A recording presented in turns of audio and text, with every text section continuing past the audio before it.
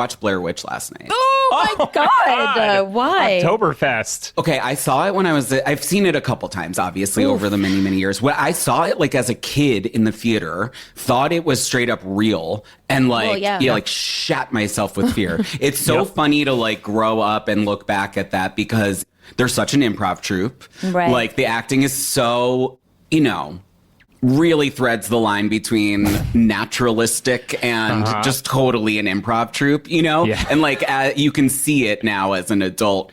I don't know if I've ever seen it. I'm too scared. Let's watch it, Jen. I can't. Okay. Well, it's not real. We can get that out of the way. Because imagine watching a scary movie and thinking you might be watching actual footage of a death in the woods. You know, remember how the girl had all the snot? I know. That's what everyone really latched onto. That was real boogers. Of course that was real. Because she was so scared. They didn't have, like, a glycerin budget, for sure. We all have a glycerin budget. It's like fly in boogers. I need you, girl.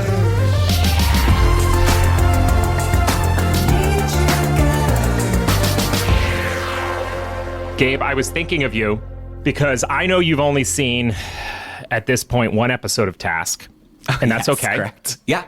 But I'm obsessed with it. And it's also given me an opportunity to bring back my Delco accent, which I think Delco accent. We'll get water ice. Delaware County. You don't do it much, I realize. I never hear, like, even a jokey Philly accent. I'm not saying you ever had that one, but I would love to hear it. I have to put it on. I have to put it on because I outran it when I turned 19, moved to New York, said Wooder once, got the look, and then I became like a newscaster. Your brother and you don't know it. where I'm from. Right. Oh yeah, no. My brother says Wooder. My whole family says Wooder, and Wooder. I have slowly found other Philly and Delaware people who I can do the accent with, and even Delaware brings it out a little bit. Like Delaware's almost a trap word. Delaware's huge. Delaware. But we should do one episode of the podcast where accent. You and I do the whole podcast in a Philly accent. I would love that. What accent do I do? I don't know. You have like a couple hours to figure it out because we're getting started. You know what accent I'd like to have is like the one that they had on the show, The Nick. It's like, I'm old fashioned, and it was so good. Oh, that show like that show ruled so much. Just loved it. Do you still do coke injections in your penis, right? Me? Yeah. Well, I don't. Otherwise, from the neck. It's so sleepy. Oh, just because the FDA says it's eye medicine, it can't be penis medicine? Yeah. Get real. I have work to do. Oh, my God. That show. It was so... did everything I needed something to do. You know, the weird stuff that they used to do that they thought was medical, and then they would do it in like a big auditorium that seemed like a gym, but also an amphitheater. And there would just be the weirdest operation that was like really a dumb thing to do. And then they're all doing coke and they're having sex. Getting their nose eaten up by fucking infections. Yeah, some people missing a face. Oh my God. Some stuff. That was so good. Yeah, loved it. Phantom of the Opera shit. For a second, Inside I thought you were my penis. That's where the cocaine goes.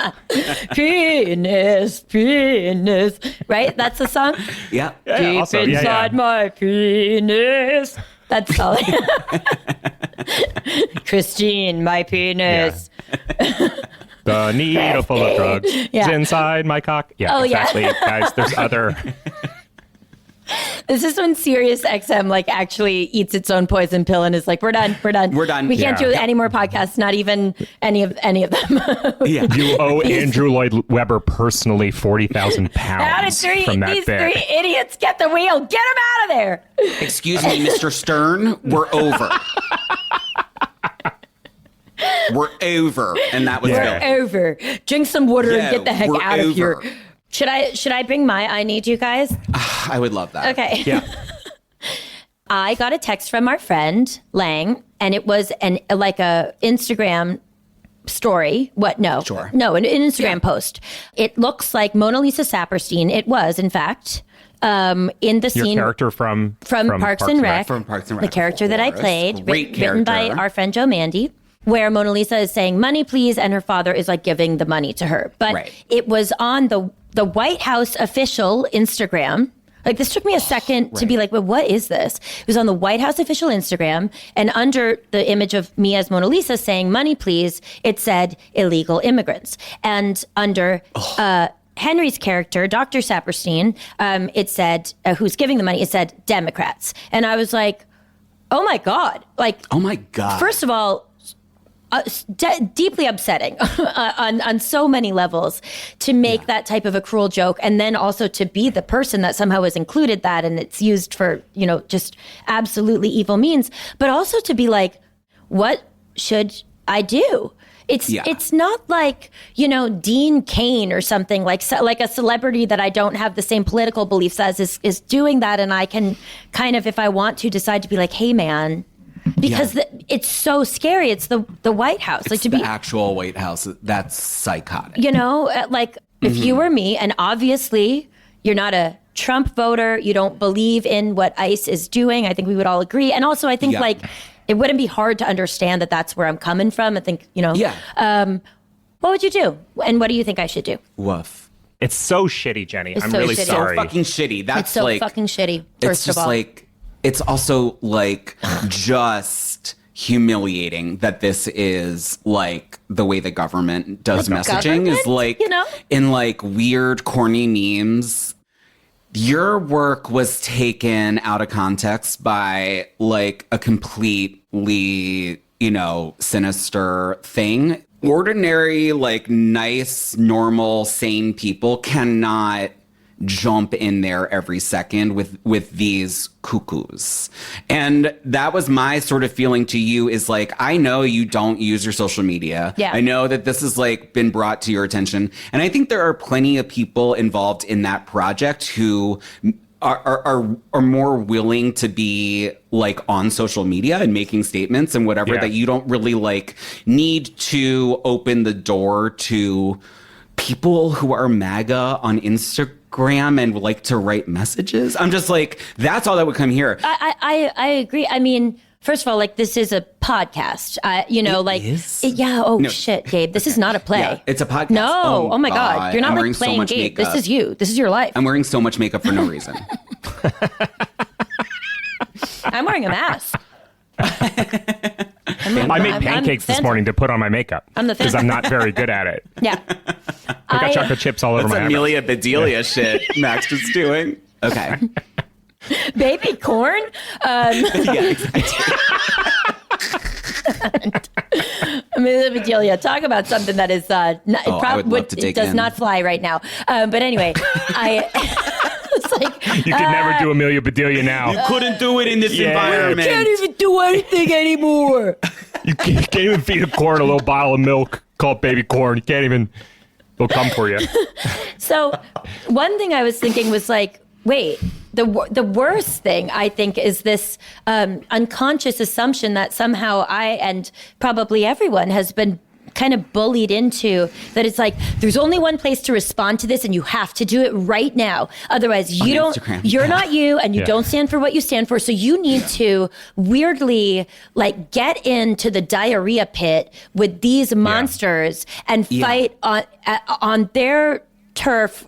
I have the right to like, wait a sec and think about where I want to respond to this in an arena or a venue or whatever, in a discussion where it's just not immediately going to be a corrupt space. I agree with everything you're saying, which is like, it shouldn't have to be your business to do it. You shouldn't have to sink to their level, etc. But I do think how you feel authentically at its core, which you could quickly post and move through, is just like, this sucks. It does suck. And it sucks in a bunch of different ways. It sucks for all the reasons we're saying, that you're being co-opted, your art's being co-opted into cruelty and to this agenda, but also like people that make good art and especially funny stuff, they do care about. They're using your work as a meme because they think it's funny and effective and it communicates an emotion well and memorably. And like, they can't do that. And so the person who made it being like, nope, this sucks, and just screen capping it and moving it on, like, this just sucks. This is so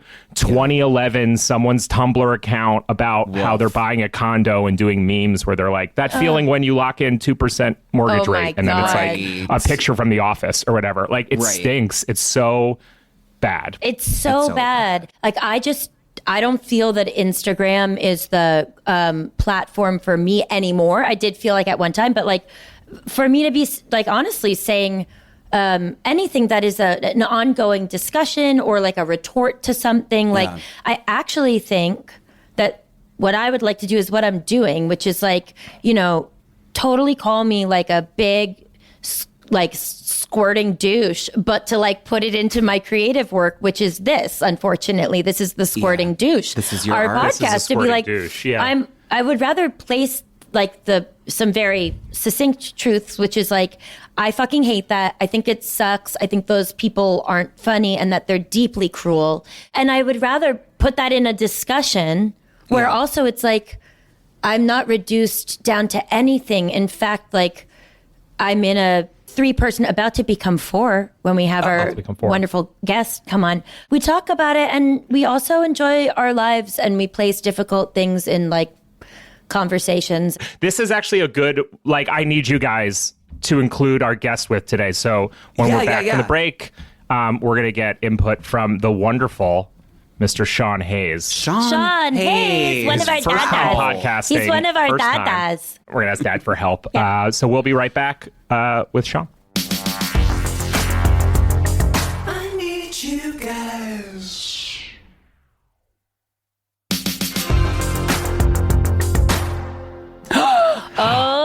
You guys, this is so exciting. You're the best. Can we just say that? You are the best. Well, great. And that's all our time. That's all our time. Our time is over. That's right. Sean, I don't know if you remember this, but me, you, and Gabe were working together on Q-Force in March 2020. I don't know if you remember this. Yeah. A powerful month. But I remember right before we had to go remote to make the show over some app called Zoom we'd never heard of, you were setting up this like mic setup, I think in this room, and you're like, I'm about to start this podcast with friends, and we're setting it up so we don't have to be in the same space. And I was like, what are you wasting time on this for? Brother, we're making an animated show for Netflix. You don't need to do this you don't need to do a baloney. podcast, buddy. You're doing fine. I know. I know. It really was. SmartLess was just born out of the like you guys. Is like we've been friends for 20, 25 years, something like that, and we're just like we can't go anywhere, so let's just do this and hang out. And they were like, oh well, let's instead of Zooming and hanging out, let's do a podcast and hang out. Yeah. And then 2 people listen, and then 10, and then it's like Wella Balsam shampoo. Anybody? Do you remember that? Do you remember those commercials? They told 2 friends, and they told 2 friends, and so on and so on. It's an old commercial from the 1970s. Yes. Wait, it's shampoo. It's shampoo. It's shampoo. You know what commercial from the 80s literally made me want to eat the soap? And still, when I think about it, I know exactly the one. What do you think it was? Mr. Bubble? Nope. Irish Spring. Yeah, Irish Spring? Totally. Yes, Oh my God. Wait, why? It just seems so good. Good. Do you remember the commercial for Gleem toothpaste? No. Do you remember Gleem? No. And she held it upside down. She's like, Meagle. And there's like, no, Gleem. Right? And then she licked her lips and she's like, like it was so gross, but I was like, oh, I'll try it. That's an artistic commercial. I wish there was more stuff like that where they read it wrong and then licked when they're more themselves. playful with how reading upside down works, which actually doesn't reverse the letters. Right. And we shoot it in the back of an ambulance because everything's backwards. And on the front of an ambulance. Well, one thing I was going to say is, so one of the things that I think is one of the cutest things about Gabe when he was a little boy. Actually, Gabe, I thought about you yesterday because my daughter was like, why don't I take the school bus? And we live like 4 blocks from her school. I was like, I don't know. I can't even explain this to you right now. You're 4. But you don't need to. You don't need to. So, yeah. A bus is like a big car, Sean, that takes kids to school, but it can be for other pictures. stuff. I need pictures. So the bus went by, and what I remembered, which is one of my favorite stories from Gabe, is that when he was a little boy, he was on the school bus going down the center aisle of the school bus, and he tripped super hard and like fell like all the way down, and then got up and went, Super Grover! Yes.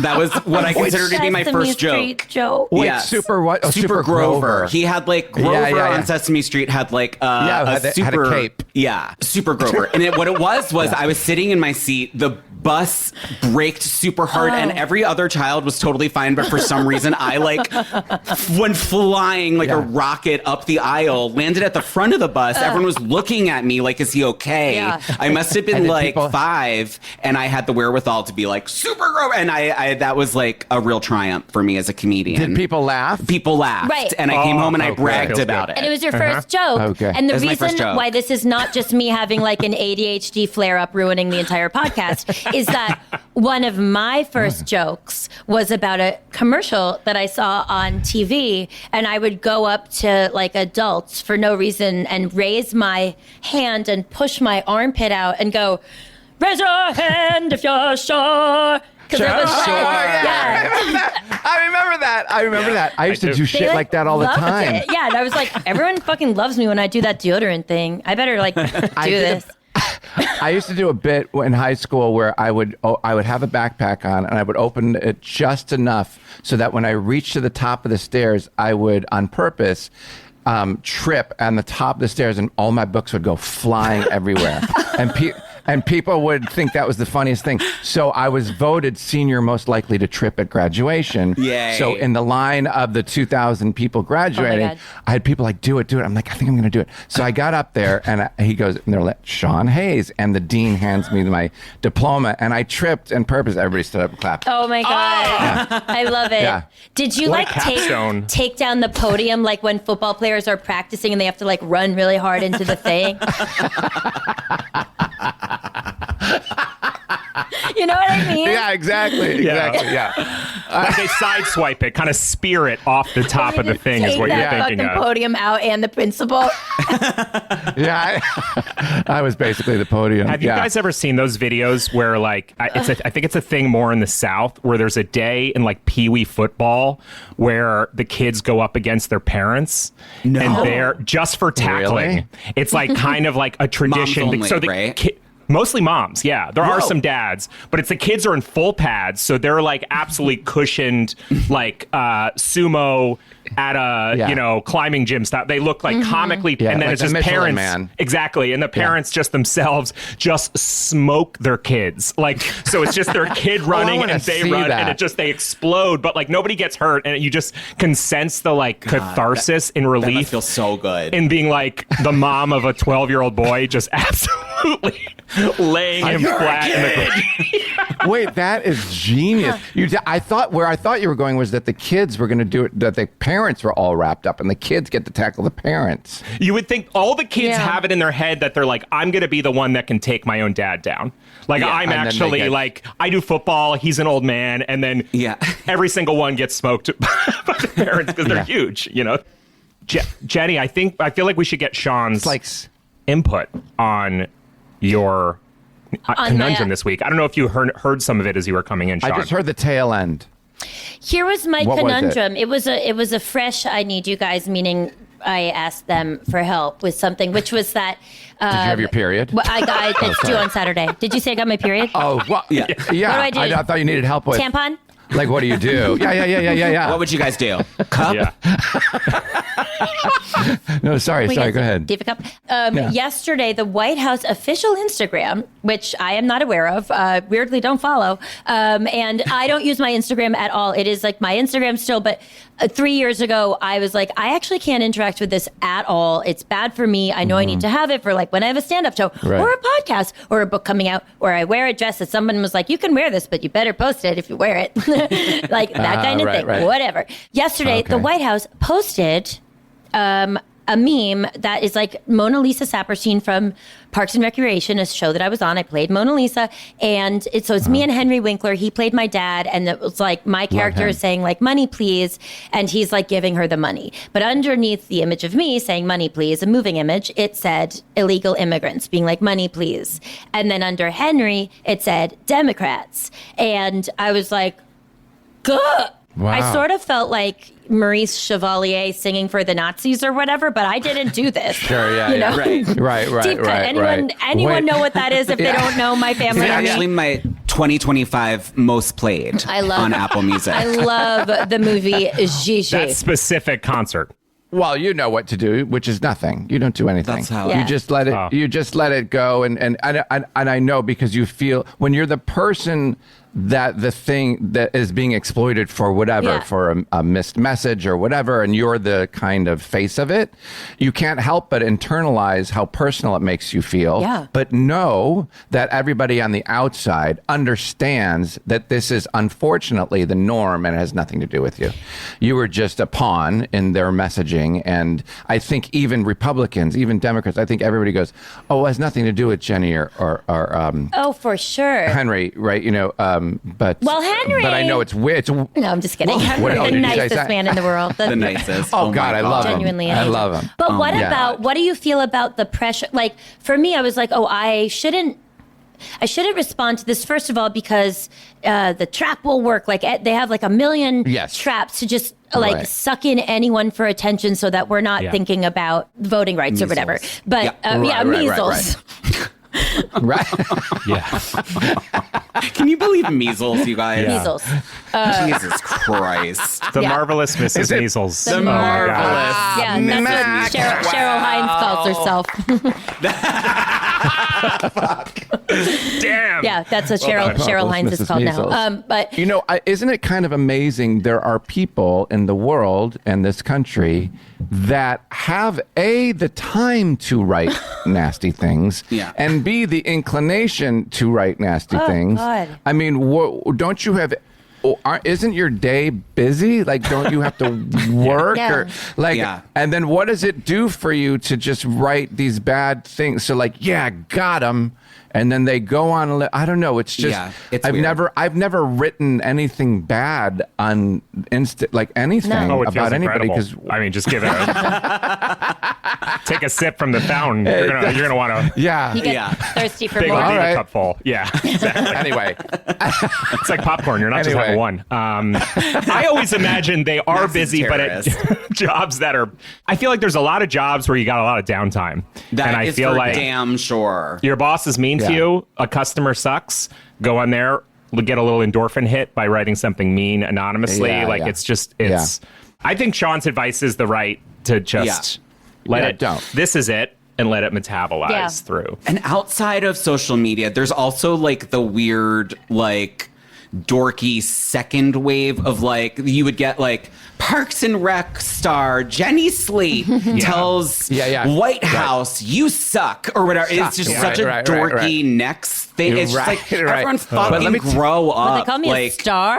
I was a I did like 5 episodes. How many more were there? Because I only checked you out. Jenny, I know the desire the desire is so strong to when somebody does you wrong or somebody lies about you or whatever.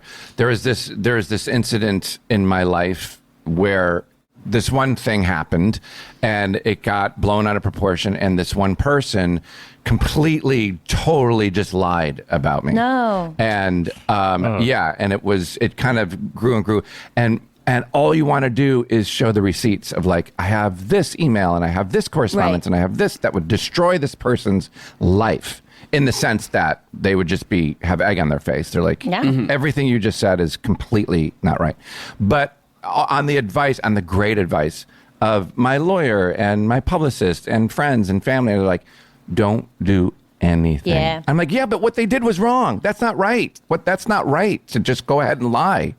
And they're like, no. And I did that. And it still kind of bothers me. Yeah. But it was the right thing to do. Yeah. Right. Yeah. And I really had like raw chicken on my hands while I got the text. Like I opened the phone with like my knuckle. I was like, my daughter loves a drumstick. I had marinated it all day.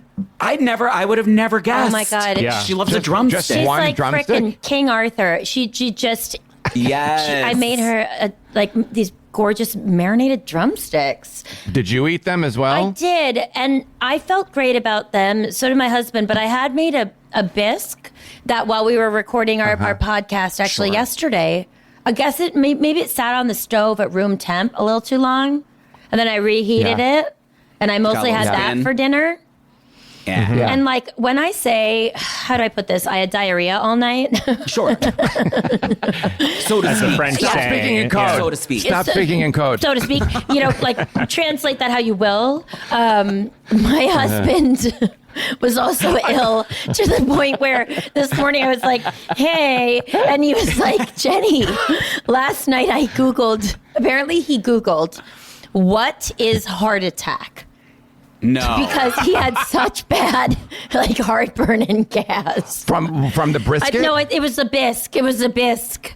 It was the best. It was the bisque. I like let it get cold, then I reheated. I think that was it because our daughter didn't have it and she's in great health today. So anyway, You should combine them and call it a biscuit. A biscuit. biscuit. Oh, Okay. hey, Love that's- this. Brisk. do that. It Right? gives you both diarrhea and heartburn. It's a biscuit, Yeah. but it's nothing like either the British or the American biscuit. Because you're the thinking of. brisket bisque is one of our favorite dishes. There just hasn't stew. been a name for it yet. And if you're hosting a bris, you could A bris biscuit. you could have a catering service called brisket, where it is you do a bris, then you have the brisket and the But bisque. you spell it BRISK, new word IT. Right. Brisket. Yeah.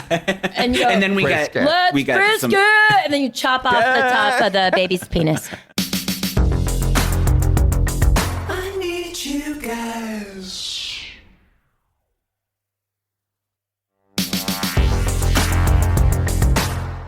Sean, before we get to our the audience question we get each week. We haven't started yet, have we? No, we're not no, recording no. any of this. No, this is right. Okay, This good. is This is his a catch-up, so it morning feels natural. prayers. Yes. Start now. I wanted to ask you because you're uniquely positioned to give advice on this, and we need it. Do you have any tips on how to let a strong and long friendship flourish while putting it on the air and Right. professionally entangling yourself even more, even though it is just about the friendship? Like, you guys are doing fantastic. In the same vein that I had to interpret diarrhea, I'm going to interpret your question as how do we stay friends through all of this? Is that what it is? Yeah. First of all, you don't have to talk so close to the mic, Max. Second of all, I'm kidding. I'm totally kidding. At first, you're like, no. That's a good question. Well, the thing is, we all live in the same city and we all hang out even when we're not doing the podcast. But we really are like brothers, and just like you guys are brothers and sister. Of course, we've gotten in arguments, and of course, it just makes you closer and it makes you stronger and it makes your bond tighter, so I wouldn't be afraid to, and I'm sure you guys aren't because you've known forever, to have heated discussions about topics you feel passionate about, and you get through it, and on the other side is just a closer relationship. And not that we have really, I can think of like one or two times that we've all kind of gotten into it, and that was like decades ago. Who won? Definitely not me. Yeah. No. You're too No. Yeah. No, but it was all sibling stuff, you know? And then you realize, oh God, that was so dumb. Yeah. Our dynamic is a So- little more sexual tension, Right. Sure. but not yeah. in any of the directions you'd think. Gabe and I have been staring at each other since Y2K. Yeah. Who's going to make the first move? Yeah. Days like this when I show up in both a turtleneck and a full-length corduroy jumpsuit, both of these guys Yeah. are going crazy. But you guys are having a good time, and you guys are going to do this forever, right? And Yes. it's like, Yeah. Yeah. it's, I mean, truly, like when we got to record in person, whatever, last week maybe, I was like, oh, the more we do it, the more energized I get. Like I could talk. I could talk Yeah. all day anyway. I kind of do. You need Just someone there. walking around mumbling. yeah. But I know, me too. I told my therapist, that she gets a break because I just lay it all on Scotty. yeah. Like I don't stop talking during the day. I'm like, what do you think? Wow, do you look at those mountains in Burbank? Do you think that like they ever had a snow cap on top? Like just endless dumb shit. Yeah. Jenny doesn't Boy, it's have hot in here. dreams because everything gets processed. That's true.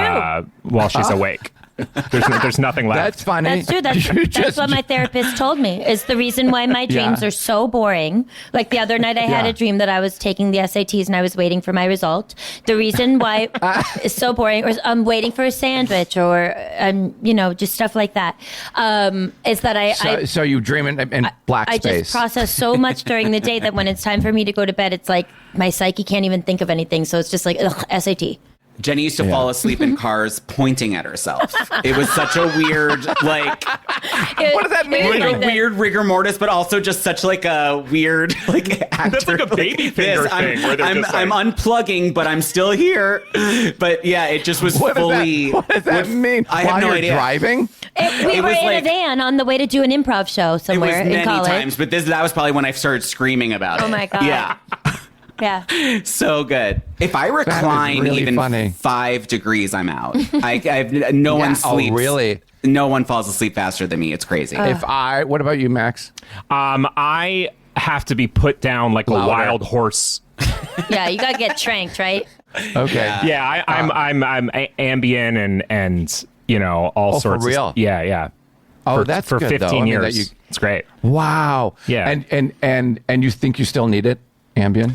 Whenever I once a month try to take a night off and but have the worst night, wake up I just, crossed the Delaware by boat. I have messed up. I have ADHD, or something, self-diagnosed. Yeah, same.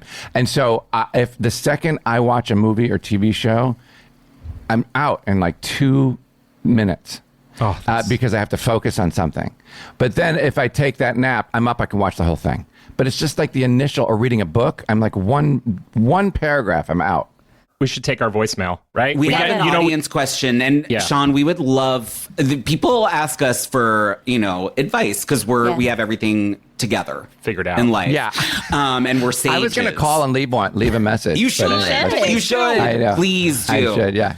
Where should you point when you're sleeping? Yeah. Now you already know. Yeah, that's a good one. My grandmother, Nana Connie, called the Boston Globe one time and told them they should do more stories about that actress, Jenny Slate. She really did. Oh, really? And then the reporter told me. Did you say my anaconda? What did you say? My anaconda. My Nana Connie, my grandmother. Oh, Nanny Connie. Yeah. And they were Anaconda. like, is this? Because they could see the caller ID.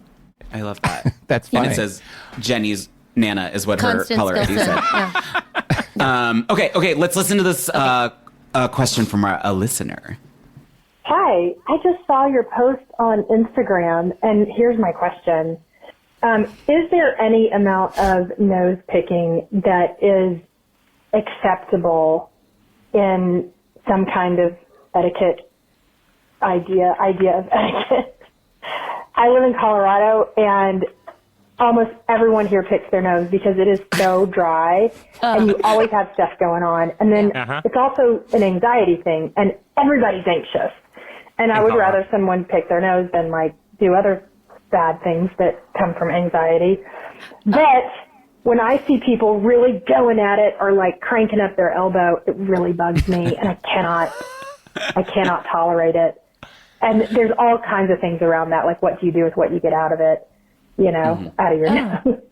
Thanks. Oh, yeah, what you do with what you get out of it. It's a beautiful, put that on a mug. Yeah. It's what you do that's a great with what question. you get out of it. Feels like an inspirational saying. Or a pillow. And Yeah. Sean, wait, what? So these are the highbrow questions we got here? Yeah. Well, I mean, it's a pretty easy one. We probably That was shouldn't do it. Dostoevsky herself calling in. Yeah. I don't know that it's easy. I don't think it's easy. Okay, wait. What's your answer? So I realized as I was listening to this question, there is something weirdly, I think, worse about working from the outside in than working on the inside. Does that make sense? What's that? Like, What is that? actually, No, like I a don't little know. pinch in the middle. A little pinch in the middle yeah. kind of feels like Yeah. you're Like, that's managing. worse. But when you have that's the better. vaudeville hook, better. Yeah, when you have the the vaudeville hook, You can't have that. right? If you're working on something in the lobe, I don't even know what you call the larger. I'm like, well, that's gross. That's gross. The You're allowed. nostril, if you're on the side of the Yes. nostril picking something. Yes. weirdly in my head, I'm like, I wouldn't do that in public. I wouldn't want someone to see me in my car doing that. But it is an incredible feeling once you clear that out and you can breathe. Do you ever watch videos where they pull out massive amounts of mucus from noses? Yes. No. My mouth waters. Yeah. It does. My mouth waters. I'm like, oh God, that looks like it feels so good. The satisfaction of clearing out your nose. I mean, I've definitely seen people like going crazy on their noses in their own cars. And I understand that, like there are people doing, they're like popping pimples and stuff because they feel that they're alone. That's fine. It's your car. Don't do it when someone else is in it. But when you're free, when you're out in the world, I really, this is interesting. I think it's the car thing because people feel more confident because if somebody sees you do it, you're like, fuck, I don't care. I'm going to drive away and never see this person again. Yeah. But if you do it, in public or like in your house with other people watching, you're probably more discreet about it because you're stuck with that person in a room. Yeah. Oh, yeah. Of course. I don't know. What do you think about that? I have a gym membership just to pop in and absolutely rip ones in the locker room. Like I pay for it. Yeah. And so I have a couple around the city and I'll just park, get the validation, go into the locker room, absolutely get screwed up there, and then just go. I was such a nose picker when I was little. That was something I really had to learn to knack it off. Did you flick it or wipe it? I flicked it. Oh, Flicker. yeah. I was a flicker. And I remember having to be like, okay, this is unacceptable. To other people, I still think it's normal and fine. I think I knew not to let people see me doing it. But I do think it's really satisfying and that it's okay. It's your own body. You find a private space to do it. Like if you have like a dry booger and getting it out, that feels great. Yeah. I think the answer is you should really try to, this is what I would say. Try not to do it in public. Yeah. Just try. Yeah. Just try. The etiquette is don't do it in public. Don't do it in public. And definitely don't flick it. Yeah. I'm sorry about Colorado's anxiety epidemic. I know it's tough to pick which brew house and pizza place to go to or whatever because there's 4 on every block, but you'll figure it out. I need you guys.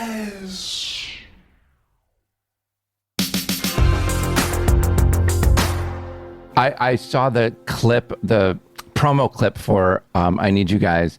And Jenny, you brought up such a funny thing about getting your own phone or something. You're like, remember when you got your own phone? It was such a big deal. And Gabe, you said, and then your family would listen in or something. Yeah. Jenny's dad listened in.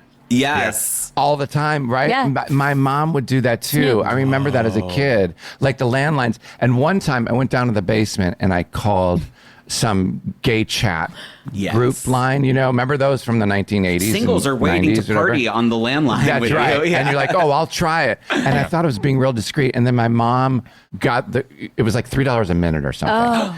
And then my mom got the phone bill and she called it before confronting me. No. And she was like, what is this? And I was like, I don't know. I mean, we got hacked. I was like, I'm trying to call my friend Randy. Yeah.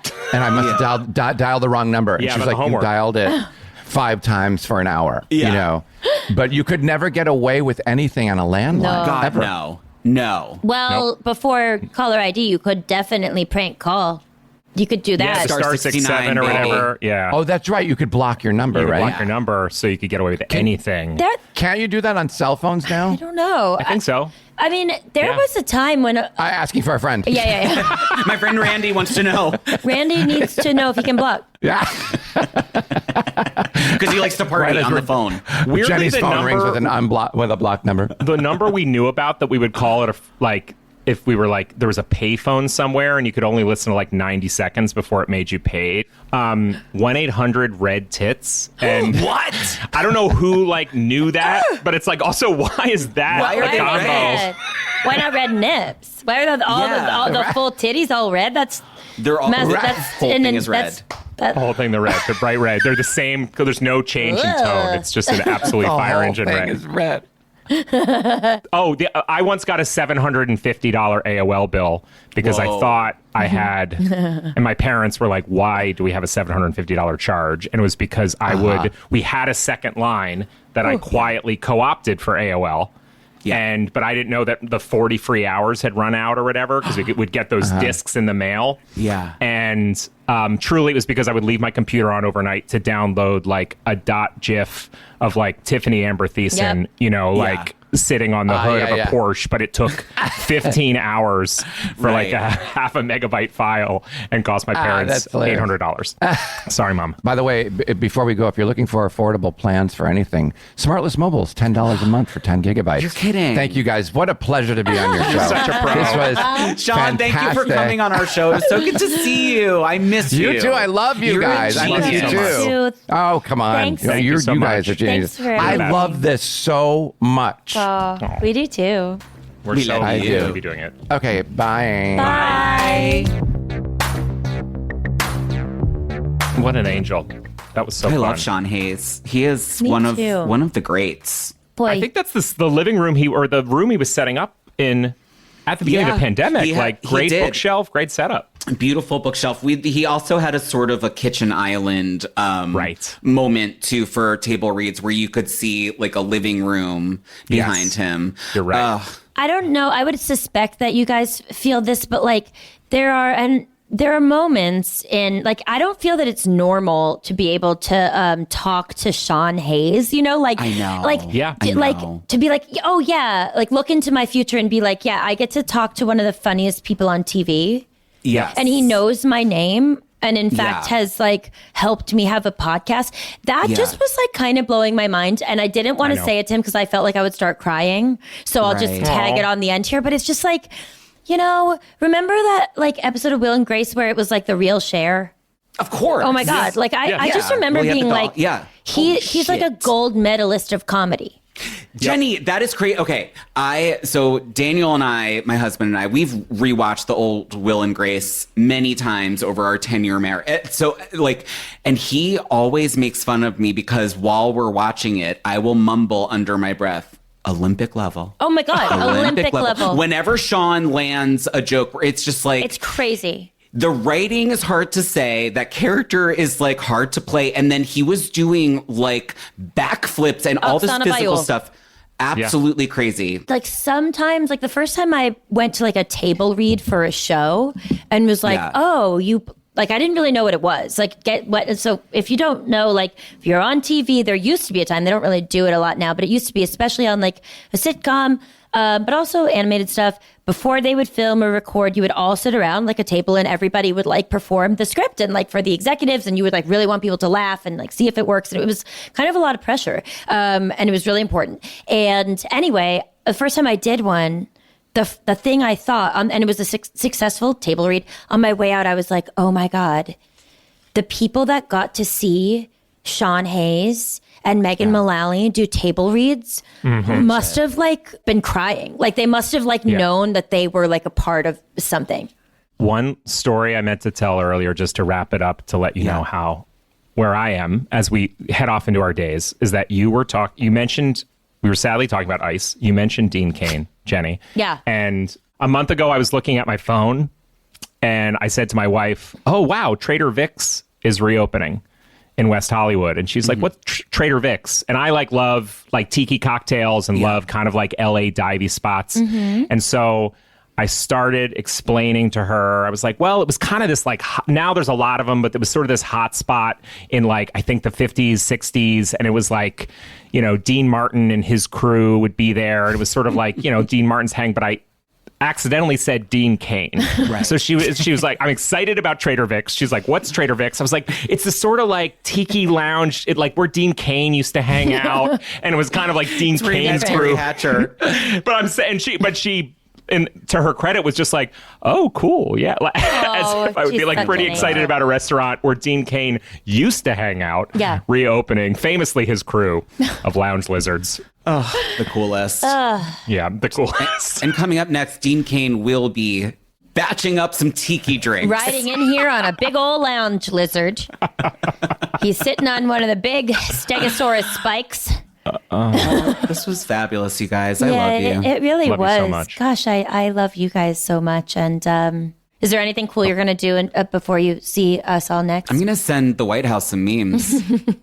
Oh, we're taking our baby to a big light show at Descanso Gardens tonight. Pumpkins, Halloween. So we might dress him up in his costume. Wow. Yes, you should. That's so Great. nice. That's I so love nice. I'll send pics. Wow. Bye, guys. Bye. I need you, guys. This show is called I Need You Guys, and it starred us, Gabe Liedman, Jenny Slate, and Max Silvestri. It's a production of SmartLess Media. I Need You Guys is produced by Ann Harris, Josh Richmond, and Devin Torrey Bryant, and edited by Josh. Music is by Devin. Executive producers are the coolest people in the world, Gabe, Jenny, and Max. Executive producers for SmartLess Media are Will Arnett, Jason Bateman, Sean Hayes, Richard Korson, and Bernie Kaminski. Email us at ineedyouguyshow@gmail.com with all your most perplexing etiquette questions, or even better, call us at 949-441-1231 and leave your questions as a voicemail so we can play your adorable voices on the show. We'll see you next week. Because we need you guys. We need you guys. We need you guys.